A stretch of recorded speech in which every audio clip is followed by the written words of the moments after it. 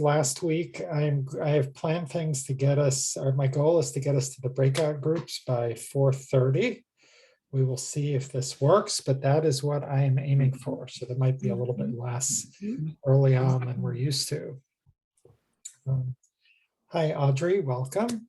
So we'll begin, as we always do, with a very short meditation to create a sacred space to let us all become present as we carve out this hour of time together.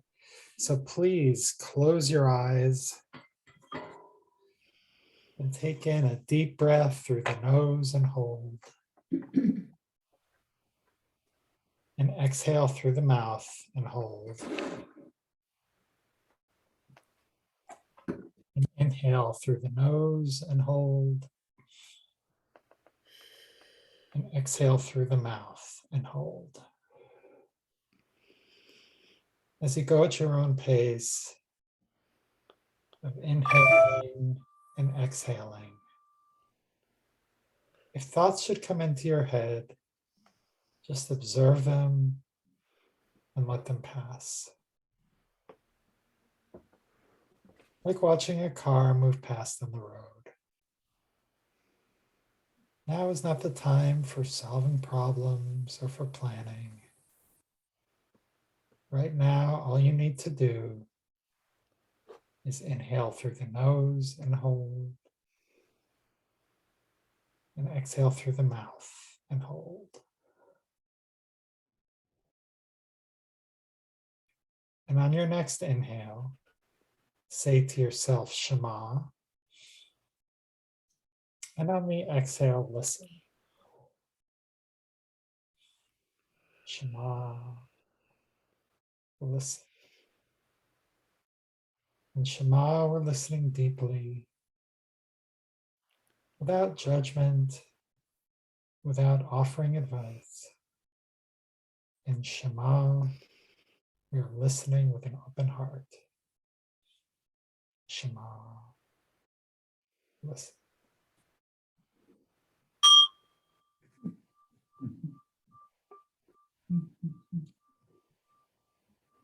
And when you're ready, you may open your eyes.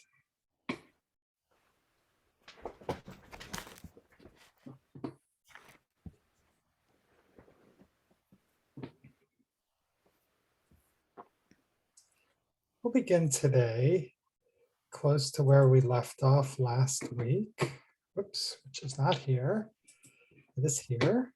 And even if you weren't here last week, that's okay. You can still participate. So one of the things we talked about was this idea that people can have their own version of the truth.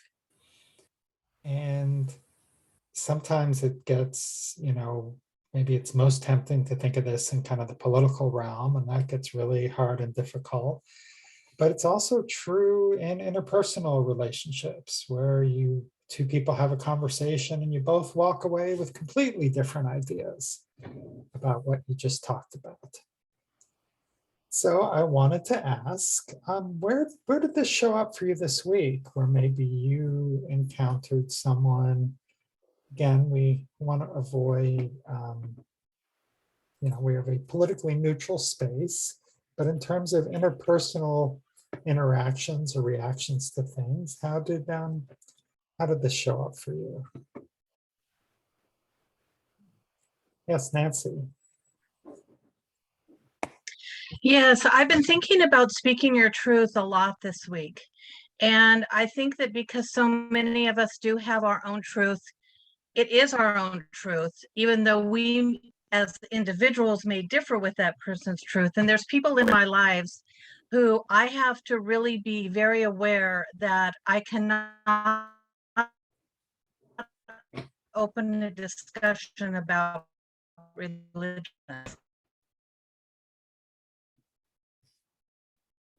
But I feel that I have to bite my tongue at times, that I don't want to say anything that is dishonoring or harming someone else's truth. And something happened to me yesterday that I felt I had to speak my truth. Because when I'm put in a position of being bullied or feeling like I'm not understood or taken advantage of, I think it's really important to let somebody know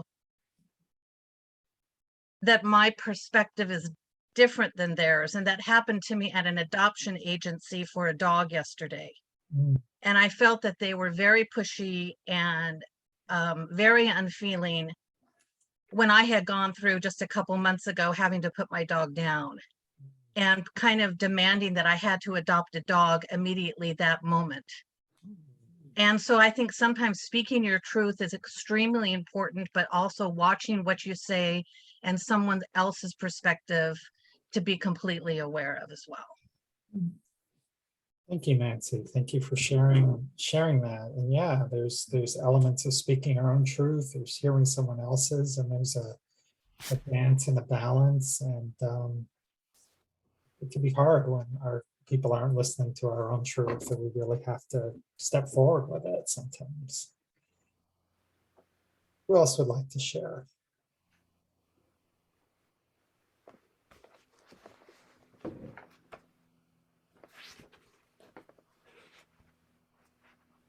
Yeah, Paul.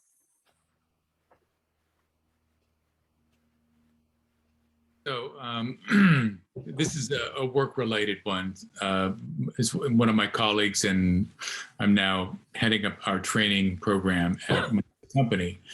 And it's a new role, so I'm sort of edging my way in there and trying to be sensitive to other people work. And we have a contractor who has been working with us. And I've been reviewing the work she's been doing, and I've been catching up to her in terms of how far she's gotten. And our software is new to her, so she's doing the best she can.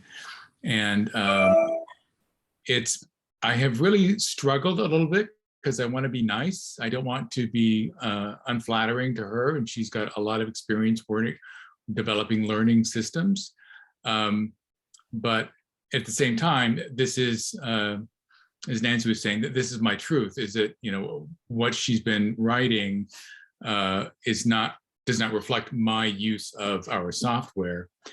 And it's been really difficult to do this because I have not felt the sort of the very calm state within to come from there. I think I'm still a bit agitated that either I'm blaming myself because I should have known this sooner, or I'm upset with her because she should have known more, whatever it might be, whatever's going on in my head, right? And that's kind of the struggle that I think that we're talking about in terms of speaking our truth. So I think today I finally got to a resolution of what I needed to do. And in some ways it's lucky that she's taking tomorrow off, and then Monday is a holiday. So I get some more time to talk about it, but I feel more calm about it, that this is just the way, it's not about her, it's not about me, it's about doing the work and finding the best way to do it. And somehow that happened today. It was a shift. It was very painful. I got a headache. I had to go for a long walk, all kinds of things. It was just very tumultuous. But once I was able to do it, at least in my head, and come to that sense of a balance. So thank you. Thank you, Paul. Thank you for sharing that. And we're listening without without judgment and with an open heart. And it's a real testament to how hard it can be to kind of speak our truth, especially if it involves like feedback for giving negative feedback to someone else. One of the things that I don't think we're going to get to today is a class discussion of what are the things that prevents us from telling the truth. And one of them is fear. And on the one hand, it's like, well, it might be fear that I could be caught, or fear that I would be judged, but it's also just, there's other types of fears as well, or fears of confrontation, or we don't even understand exactly why we're reluctant to do these things. But I think it's very powerful to to take the time to do the inner work, to sort of understand what's going on. And so much of Musar work is, what prevents me from, speaking my truth. Like all of us in here could be like, yes, speak my truth. But boy, out in the real world with that other person or that other situation, it can be really, really hard sometimes. Yes, Nancy. Paul, I just had to laugh at that because I think it's so fascinating and interesting how our body reacts to either the fear or the uncomfortableness of speaking your truth. And I woke up this morning with a headache. And it's that kind of like relief that I made a decision. You're making a decision. You have a couple days to process this. I made a decision not to go in to this adoption agency again. I'm still kind of going back and forth in my head, but it's how your body reacts to you coming to terms with your own decision about what you feel is important and speaking your truth. And I just had to say that it's good to look inward and understand what your heart and your body tells you. Yeah, I've had a similar challenge this week where there's someone that I'm working with in one area of my life, and it's been a little bit of a challenging interaction. And I feel like I need to kind of occupy some more space and tell my truth around what, and lost all kinds of sleep over it and just, some ruminating. So it's really, it's a challenge too. And I hadn't actually framed it as an issue of speaking my truth until this conversation. So this is really helpful. Audrey, I saw your hand, and then Carrie and Shelley. Friend that's sick, and I haven't talked to her in probably 2 or 3 months, and we talked the other day, and we are on opposite sides in an area that I won't even bring up, but on opposite sides. So I decided if she brought it up, I didn't even want to talk about it because I knew I couldn't change her mind and she's not going to change mine. And I didn't feel like going there, but I could feel myself clenching as she certainly got there and started to say, well, prove to me and whatnot. And I said, it's been a couple months since we talked. I really want to hear what's happening with you, what's going on with you. And part of me is saying, is that really not speaking my truth? Because I'm not talking about this thing that's important in both our lives, but we're on 180 degrees apart. I don't think we're going to get any place, so why bother? On the other hand, if we all say, why bother? Then we aren't speaking our truth either. So when do we speak it and when don't we speak? In this case, I didn't want to speak about that. I wanted to find out other things about her to occupy the time. And I actually cut our time short because she kept on wanting to go back to that and I didn't want to. So. Well, we're going to get into that very issue in our next slide. And is it okay if I make an observation just about your situation without, or would you prefer that I not? It's fine. Yeah, it's not as advice at all, but I could very much interpret what you were saying is you were speaking to a deeper truth, which is I really care about you and I care about our relationship. And that's the truth I want to focus on, not this other area where we're in a disagreement. So there's a lot of ways that we can, speaking our truth can mean a lot of things. And the truth you spoke of is I want to hear about your family. And, that sounds very authentic and very caring. Okay, let's see. I'd mentioned a couple people. I cannot remember who. It was Carrie and then Shelley and then Stephanie. Mine involves work. I'm doing a poster for a running group, and this happens a lot in graphic design, and it's taken me years to figure out how to deal with it. They will present to me what they want, and I will tell them it's too much, it's not going to work, it's too busy, and they never believe me until they see it. So now what I do is I don't tell them. I just show them. So I take some time and put their mess together and say, okay, what do you think? And then they usually agree with me if I verbalized it, or they can see it. So that's how I deal with my truth, which is I know design and I know what works and doesn't work. And I'm just not going to shove it down your throat. I'll just let you come to terms with it on your own. Thank you. Thank you, Carrie. Let's see. Next, we had Shelley. Okay, so I'm going to try and do this really quickly. So I'm a firm believer in learning about science and spirituality and how the two are all amalgamating together right now. And one of the amazing things that they're discovering about the mind is that 95% of the time we live in our subconscious. And it's funny when you say that, because we think, well, no, we're conscious beings. But subconscious means we walk. That's a subconscious imprint.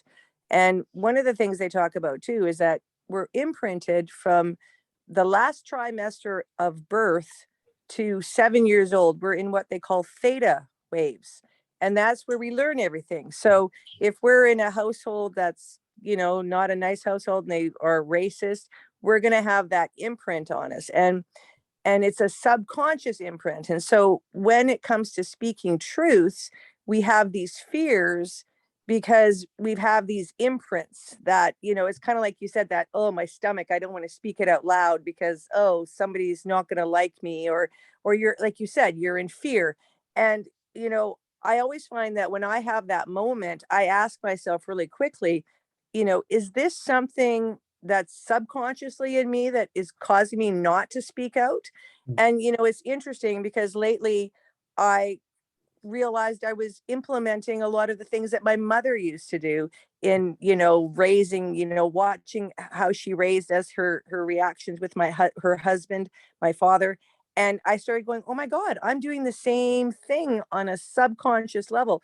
And so, when I have those moments now of fear, of speaking out, of, if you want to call it boundaries, I take a breath for a second. I hit my heart and I go, okay, let's just breathe about this for a second and let's see if I can, explain it. And also recognizing that the other person might not know what they're saying is causing a reaction to you, right? And that they're having their own perspective of what's going on in the situation. And so kind of looking at it from all perspectives, not just my reaction, and saying, okay, I'm going to take a deep breath and I'm just going to say, hey, I'm actually having a reaction right now. And, you might not know that you're causing it, but I need you to know that, I don't want to have this feeling anymore. And, I want to be, a person that walks around in ease and grace and be able to give love to everybody. And so I'm explaining this to you so that, you can, understand my reaction, so that my reaction is not going to give you a reaction. And it's quite interesting when you start looking at it from a different perspective. So that was my little spiel. Well, thank you. There's so much about spiritual work, which is about recognizing our unconscious and how that sort of comes into play. And there's a lot in Judaism about, one rabbi once told me, one of the big innovations of Judaism and differences is that the hidden is more important than the visible. There's a hidden God. There's all kinds of stuff that's just hidden from us. And that's true of our internal world and our external world. And one form of mysticism is trying to understand that, mysteries of the outer world. And a lot of spiritual work and Musa work is understanding the mysteries of the inner world and how we can bring light to those. Okay, we'll hear from Stephanie and then we're going to move on.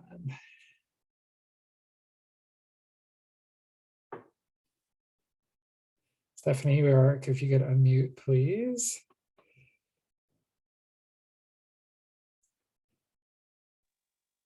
There you go. Can you hear me? Yes. Okay, so this topic is I'm just so glad that we're on this topic because I have been struggling with something for a while, and what Audrey shared is something that is very true for me with a friendship that I have, or I had, because I'm not sure where it is right now, but I spoke my truth. We were having so many differences and so many just battles at trying to understand each other. And I always felt that I was never heard or listened to. Mm, And so I spoke my truth, and I was so fearful of how the other person would take it. And I didn't feel like I was heard. And the thing is, there's been a long distance between us, and of not talking to one another. I was hurt for a long time, but I still think of this person very often. I still care about that person.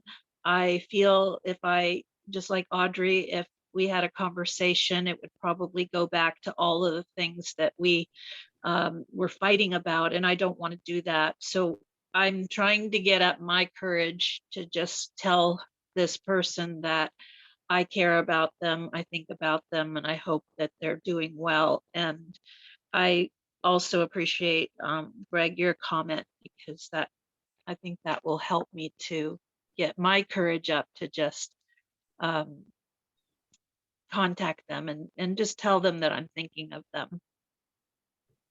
That we don't have to have a whole conversation, but I just want them to know that I do care about them and I do think about them. And that's all. well, thank you, Stephanie. You know, we're all listening with an open heart. Okay, now as you What probably if I, noted. I have something to say. Oh, okay. One of my concerns, first of all, is truth isn't always relative. It isn't.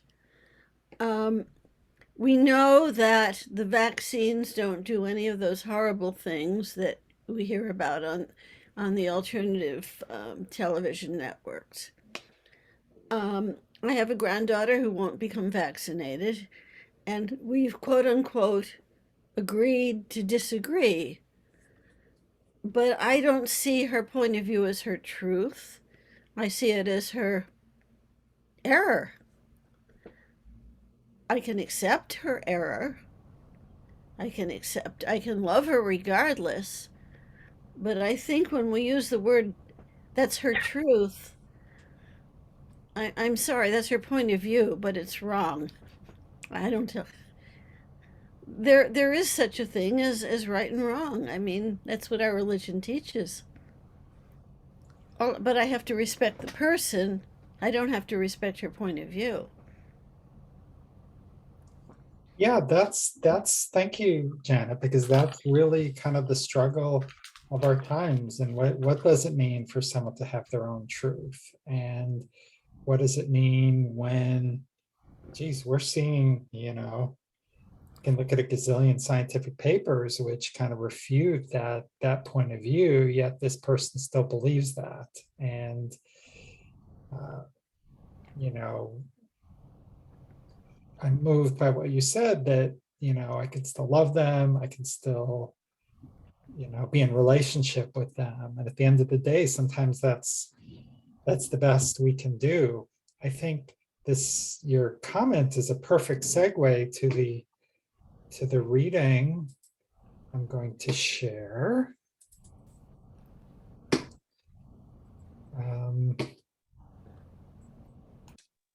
Okay.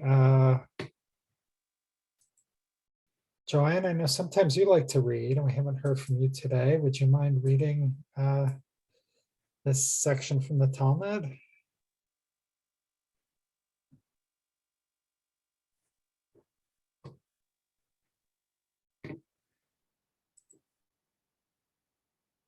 John, you need to unmute.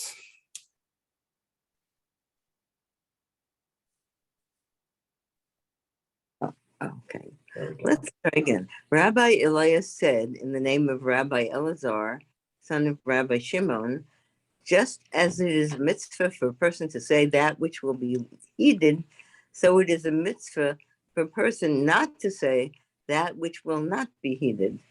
One should not rebuke those who will be unreceptive to his message. Yevamot 65b6. Very interesting. Okay, thank you. So this seems very relevant to what a number of things people brought up. So what is the Talmud suggesting here? Yes, Frank. I've learned this truth some years ago, and I don't know if it was maybe probably the same person. And I realized that I must have tormented myself and others because I thought they should know something. I'm not even talking about arguments. I'm talking about even conversations where we say things that really we may not want to say because it may be truths that are a little bit too blunt. And again, I'm saying just regular conversations. There's no argument going on, saying things, and I've done my fair share. And I became more cognizant of that, but it's not easy. And I will share just one episode. I was coming home from work one time, and the city did some interesting thing where they catch rainwater, and they made it into a little garden in the middle of this kind of a large intersection. And this person lives there, and I commented about how nice that is. And she let me know that it wasn't. It breeded mosquitoes and other things. And instead of listening to her, I said my truth, and that was a mistake. I remember leaving that conversation. I felt we didn't argue, but leaving it, that I should have just left it alone. I should have said, yes, you're right. Thank you. Thank you, Frank. Okay, I saw Irene's hand as well. And then we'll go to breakouts after Irene. I thought that what that quote meant or alluded to was that just because something is the truth doesn't mean you have to say it. Yeah. And also that if you know that someone is not going to heed it, or it may hurt, it won't matter to them or it will upset them, you also don't need to say it. Yeah. Absolutely. That's a great interpretation of that. And not only don't we have to say it, it's a mitzvah not to say it. It's a mitzvah not to say it. It's a commandment not to say it. So that's very powerful. This wasn't it's just that'd be kind of nice, whatever. It's like, no, this is a mitzvah. This is a big deal. Okay, Joanne. Okay, so I understand what the quotation is saying about, like, don't waste your breath on something that that the other person's not going to pay any attention to. But on the other hand, and I don't know who said this, it's like, everyone can have their opinion, but not their own facts. So, I feel like a lot of what people think is their truth is not factual. And that's causing a lot of trouble. And the other thing I wanted to bring up is also this whole thing about, like maybe my opinion, well, maybe let's say the fact that the Holocaust happened and 6 million Jews were murdered, including 1.5 million children. That might make somebody uncomfortable, but so sad, too bad. That's the truth. That's what happened. So sometimes it's really complicated. You have to put it out there. And there can be real world consequences for people pointing to erroneous, proof points for their things. And that's where the kind of rubber hits the road for this spiritual challenge. It's like, how do I, do I stay in relationship? How do I stay in relationship? What happens if we don't stay in relationship? These are the questions. Okay, I'm going to try if we can go a little bit speed round. I don't want anyone to be rushed, but there was a lot of requests for more time in the breakouts as well. So we'll go Bill and Hannah and then Randy.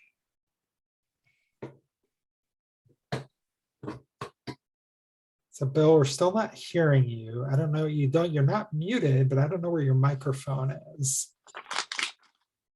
Or if maybe your AirPods are connected and you're not wearing them or something, or. Does this work any better? That Yes. works, yes. Yeah. I was just pondering, if you don't test the waters, how does one know whether or not your perspective or thought is going to be received? That is sometimes true. I guess, what I might answer is sometimes we do know, though, like in some of these stories where I've had this argument with this person a gazillion times, and maybe this time I'll really convince them about. You mean you've tested the waters? Yes, when you haven't tested the waters, sure, test the waters. But if you've tested the waters, or someone's wearing a hat, which gives a clue to their political affiliation, and you have a different one, that's a choice, whether you want to engage in a conversation. Yeah, I think the messaging is, though, that one has to be very careful about making assumptions about another person's True. position. Very true. Okay, Hannah. Yeah. Okay. I agreeing with, I don't know her name, but it's a Zoom user.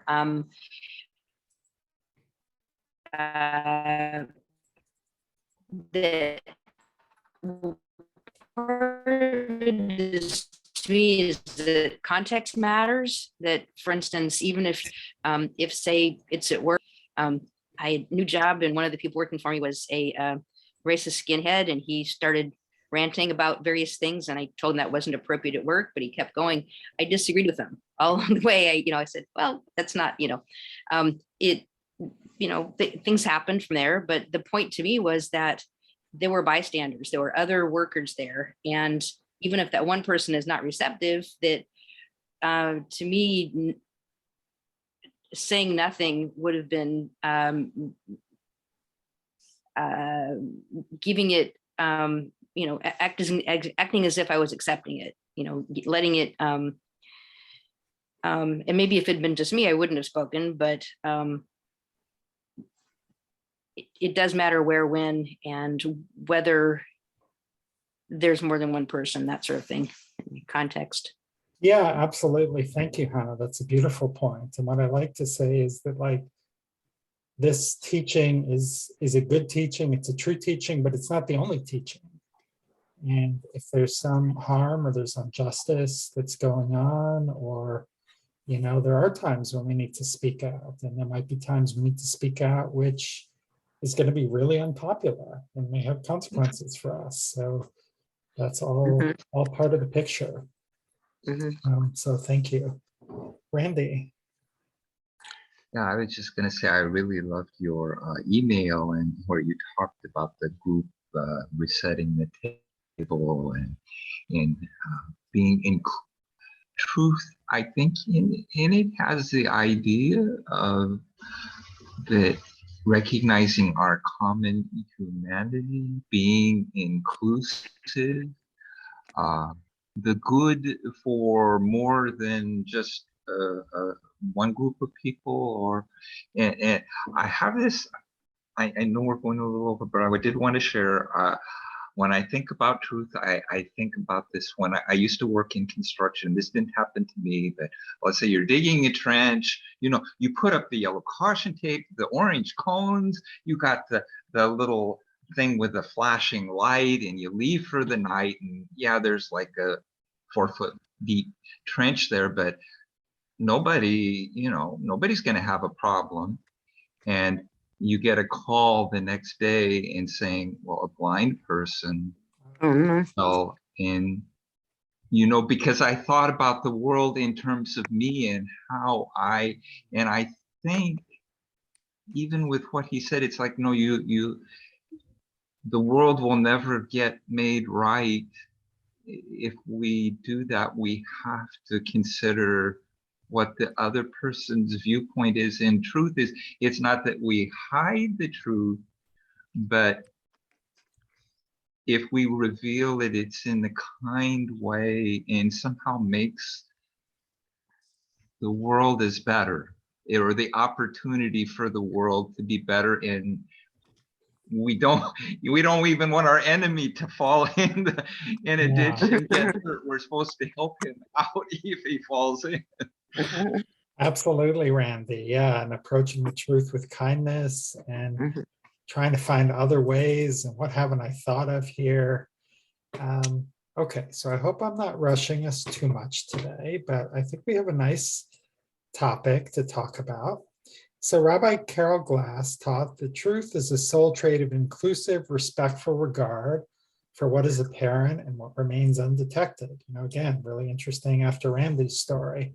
It didn't occur, this undetected blind person that was around, didn't missed it. For what is obvious as well as what may elude us or remain hidden from us. So I want to talk about maybe talking about some of these intense disagreements. Is there a hidden truth that they have access to that you don't? And how might this perspective help manage the conflict? And maybe it won't. So this is, I'm going to put this in the chat and go to our breakout rooms.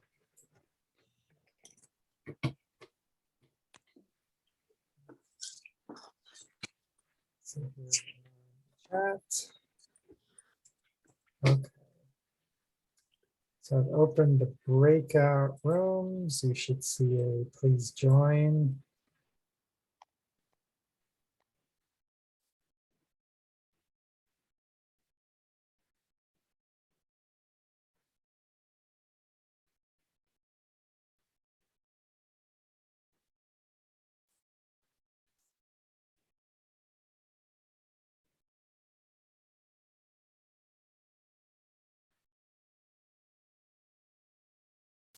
Karen, are you going to join a breakout room today?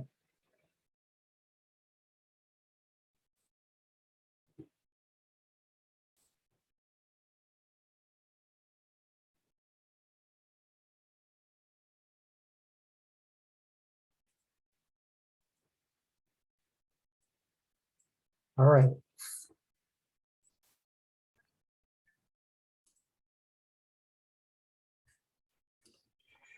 Okay, so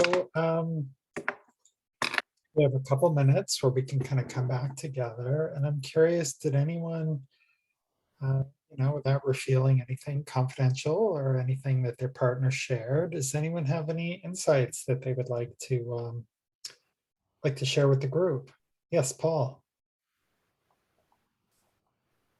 Yeah, I shared, I won't go into detail, but I shared an experience I had back in 1980, when I was, this will be familiar to you folks in the Bay Area. I was out at the Lawrence Livermore Laboratories doing civil disobedience back then.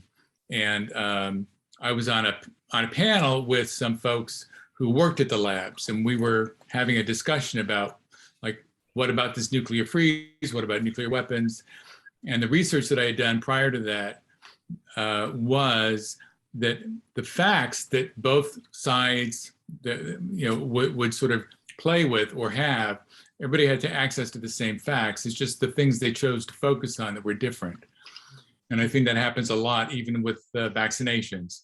Now, you can say that people that are focused on women losing having problems with pregnancy because of vaccinations, well, it's only like, I mean, if it's happened in comparison with other things. But for them, that's the most important thing. The other stuff doesn't really matter. And I think that's the hard part. It's not, that's what I think when we're talking about somebody's truth, is what are they focusing on that's really important? I mean, in some ways, that's their truth, right? It may not be the truth, but it's in their world, that's the most important thing. So just wanted to. Thank you, Paul. Yeah, that's a good description of someone's truth. Audrey. So 27 years ago, I was talking to my mom. She happened to love to raise her voice, politics, sports, yelling at the empire, yelling at anything she perceived as unjust. And I had always retreated within myself. So one time when she was really calm, I said to her, Mom, I really want to hear what you have to say, but when your voice is raised, I shut down and I don't process it. So if it's important to you for me to be able to process it, please talk in a calm voice. 6 months later, my siblings said, boy, do you notice how calm Mom is now? She's never raising her voice. And it lasted for 27 years until her passing. Thank you. Wow. Well, may your mom's memory be a blessing. And Thanks. Yeah. how powerful that is to find a way to reach someone where they can have an opportunity to change. Anyone else care to share?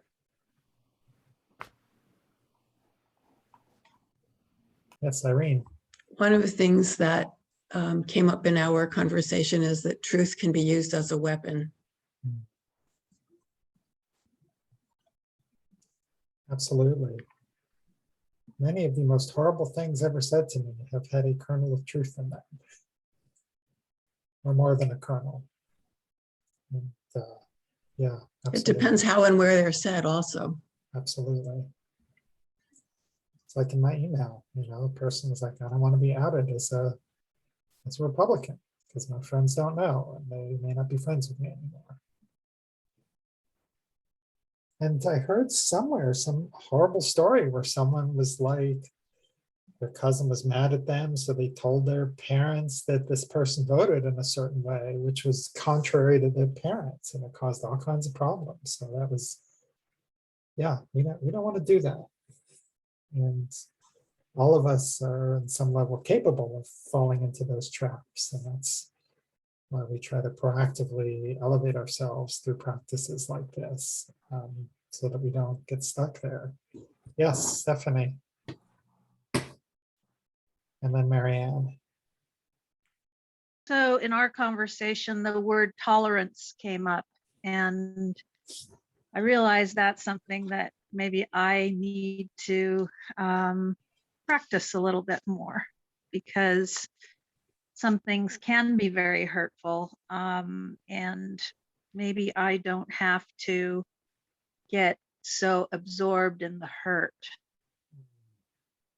If I were a little more tolerant of another person's point of view, and just let that be okay, that I don't have to accept it, but my truth, in particular, I was thinking about some feelings that got stepped on. So, but maybe I need to learn more tolerance. Yeah, and that's a really hard one, is being able to hold that sort of complicated space of, okay, we disagree and we're in disagreement. And I think as humans, we don't like to be in disagreement with other people. We prefer everything to be harmonized, but sometimes that's not possible. But despite that, relationship is still possible. Hannah. Oh, yeah, I just wanted to speak up again for speaking up, that even a painful truth is sometimes helpful. I was just in a situation where some people knew something that I didn't, and one of them, who normally doesn't speak up, in fact said something about never missing an opportunity to say nothing was his mantra, which I thought was kind of funny, but he decided that he thought that maybe I didn't know a certain thing. And so, and I didn't, and just knowing helped me understand what was going on, what this unpleasant interaction had been about, or a part of it. So some of us just like to know. It helps. I find that helpful. Anyway. Yeah, thank you, Hannah. That is absolutely really important. And today we've kind of gone deep in one particularly challenging area. But it doesn't mean there aren't all kinds of times where speaking out is not only important, but required. So and to Hannah's point, I told you I had a sort of a challenging interaction with someone, and one of the people I spoke to about it said, maybe no one's ever told them that they're a pain in the butt. Maybe they don't actually realize the impact that they're having on other people with this. And you might be doing them, a favor if you kind of kindly let them know the impact of the behavior. So I that had not occurred to me either. So one of our themes for these 2 weeks is delivering the truth with kindness, and so that's part of the picture as well. Any other thoughts? Yes, Haya. So please remember to unmute. I just had, as I'm listening here, there's a curiosity when I look. Yes, tend to be a little older group, if I'm giving my right opinion of what I'm seeing. But my question is, I'm retired and I really see things a whole lot differently now that I don't have every day going in somewhere and somebody telling me their opinion or their truth or whatever it is. And I feel like I'm a lot looser. My heart is more open because it's not constantly being bombarded by people that have other truths than what I have or where they're coming from. And I don't feel on my guard. I feel really open. And I'm just curious if others that are retired have seen that that's something for them. I don't know. And it could also be that I'm not only retired, but I'm a widow and, I have a lot of alone time. So I don't have all this coming in except from people that they're not people that I necessarily need to be involved with.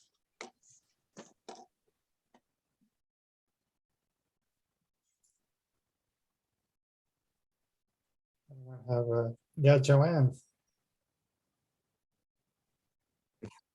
Yeah, I mean, I think that's true. I think when I was working, there were people who went out of their way to rub me the wrong way a lot, I think, or even if they weren't going out of their way, they just did, by their behavior, by not being a team player in a place where we needed to be a team. And also a place where in some ways I was a minority and people made assumptions about me when I first started there, because I'm like very quiet and serious, and so they thought I wasn't friendly. And now it's like, I mean, of course I also make more of an effort to be friendly because I'm aware of that, but also to have only a very limited number of people who I dislike interacting with, and I can choose then to some extent. Some extent I can't. And some people I have to speak to them and try to approach them in a different way. And, maybe with kid gloves a little bit, because they get very upset about this and that. Thank you, Joanne. I think I saw Marianne's hand earlier and then I forgot to call on you, Marianne. So did you have something you wanted to add? That's okay, because I know it's supposed to end at 8 and I want to be respectful of your boundaries. So I can ask it next time. Okay. All right. Well, thank you. I'm sorry about that. We'll make sure we get to you. Our group is growing a little bit, so it's harder for me to keep track of everybody. So I really do try to give everybody an opportunity to be heard. So let us all, as we close today, close our eyes and take in a deep breath through the nose and hold. And exhale through the mouth and hold.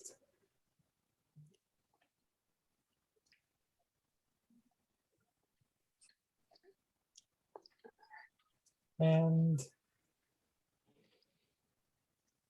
let's all remember an important truth, is that we are all created in the divine image.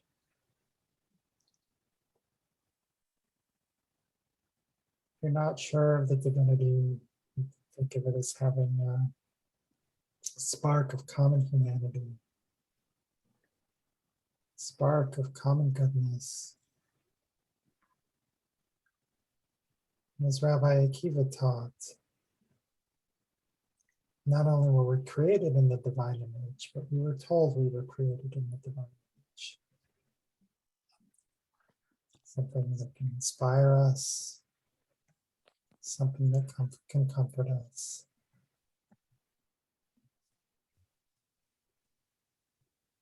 And it means that we're okay and accepted for who we are. And that is an important part of the truth, which I invite all of us to hold on to for just a moment of silence.